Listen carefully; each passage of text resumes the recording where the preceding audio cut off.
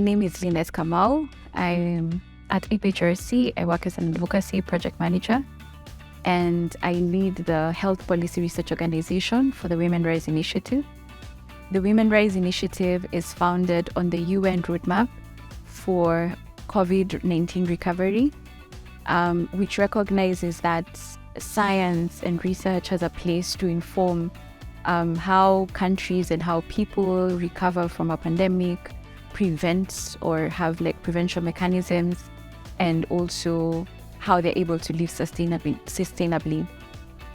Women Rise looking at the intersection between women's work and their health. And when we talk about work, it's whether it's paid or unpaid, how that intersects with their health, and also how that intersects with gender issues within a particular context.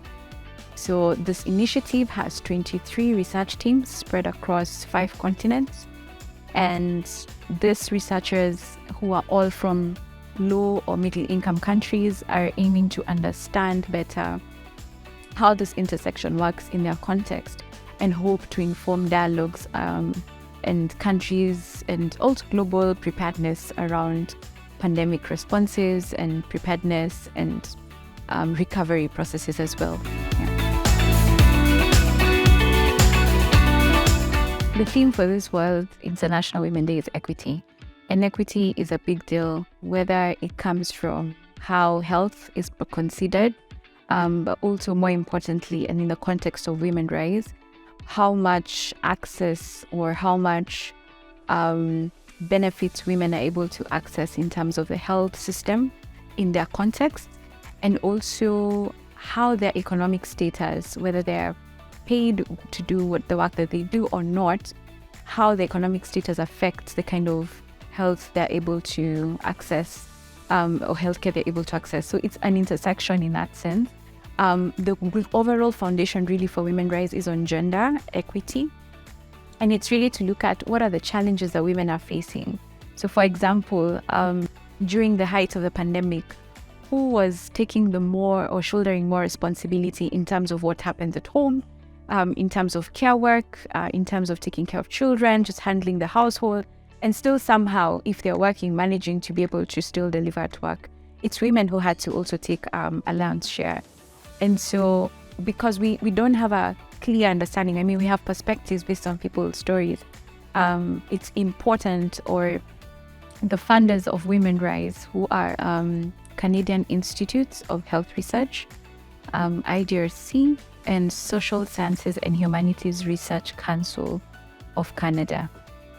And these funders came together informed by the background of the UN Research Roadmap for COVID-19 recovery, to inform that really looks at and respects that science and research can inform how countries and how the world is able to prepare, is able to respond, and is able to recover from a pandemic.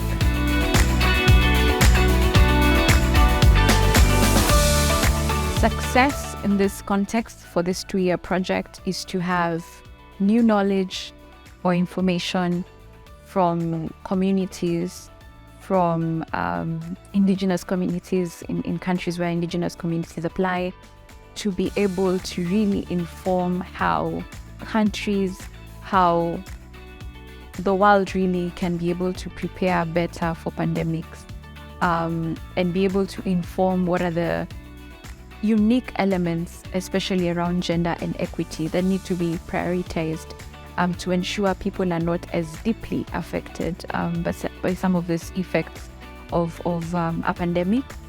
But then also to be able to facilitate some form of protection, social protection, policy protection, if you call it like that, in the long run, because 2020 to 2023, it was a pandemic.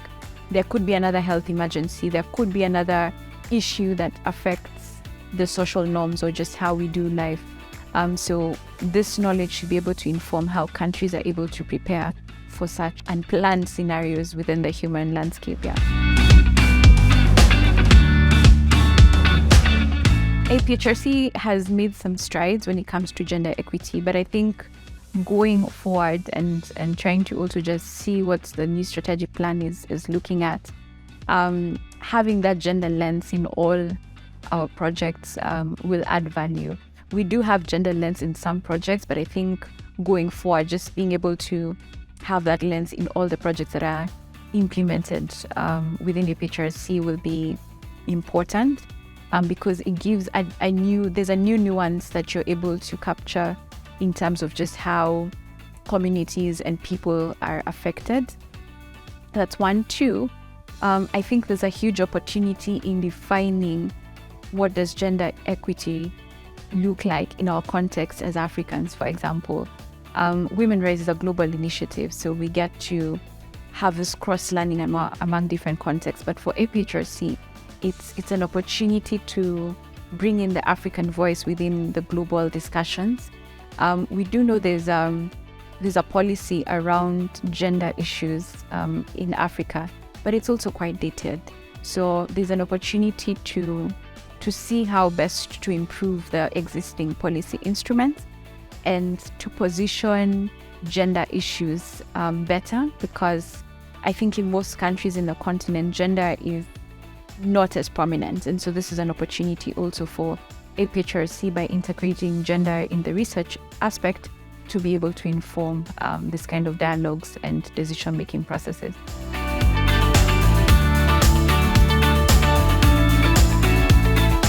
As a woman, the International Women's Day is important because I think it allows the world to reflect on progress that has been made, to reflect on what still needs to be done, because there's a lot that still needs to be done to ensure that women are, and the issues that affect women are prioritized. And it's a day that allows really for us to take stock, have these important discussions like the one we're having today, and be able to say what next, how are we making milestones, what are our plans in the next couple of years, and what the success looks like around women's issues.